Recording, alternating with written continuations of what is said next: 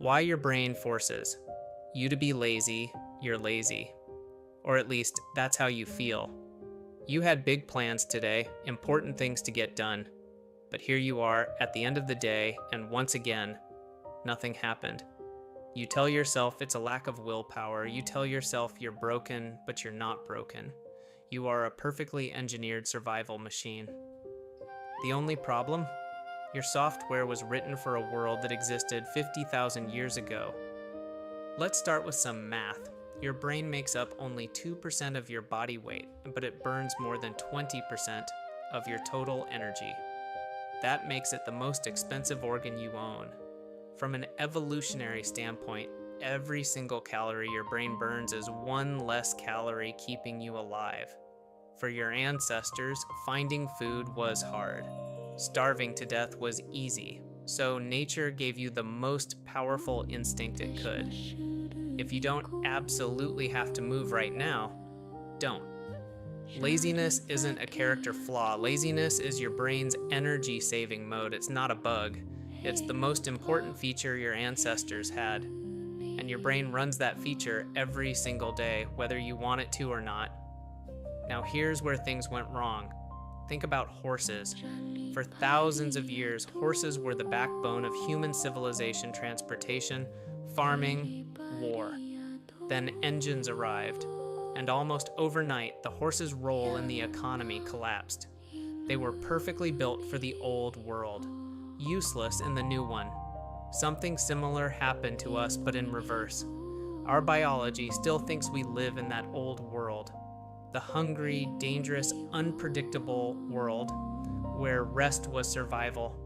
But the modern world has unlimited calories and almost zero physical danger. Your brain doesn't know that. It never got the update. So when you think about starting a new project, launching a business, or studying for an exam, your brain runs its ancient calculation. This will cost enormous energy. What if we need that energy tomorrow? What if we starve? To your brain, your startup is a threat. Your exam is a threat. It thinks it's protecting you. But what it's actually doing is leaving you behind in a world that rewards action. So what's the solution? More motivation? No. Pumping yourself up with motivation only works for a few minutes before your brain recalibrates and pulls you back to the couch. The wrong approach makes everything worse. You don't need to fight your brain. You need to negotiate with it. Make the task invisible. When your brain sees a huge task, like write a book, it immediately activates energy-saving mode. The scale of the task triggers the alarm. But if you say to yourself, I'll just write one sentence, the energy cost looks tiny, harmless. Your brain lets it through, and once you start, momentum does the rest. Change your environment. Your brain doesn't fully distinguish between rooms, but it powerfully links locations to behaviors. The couch means rest. The desk means work. When you try to work from the couch, your brain enters a conflict, and it always resolves conflict by choosing the lowest energy option. That option is laziness. So move to your desk. It sounds almost too simple. That's exactly why it works. You are not lazy.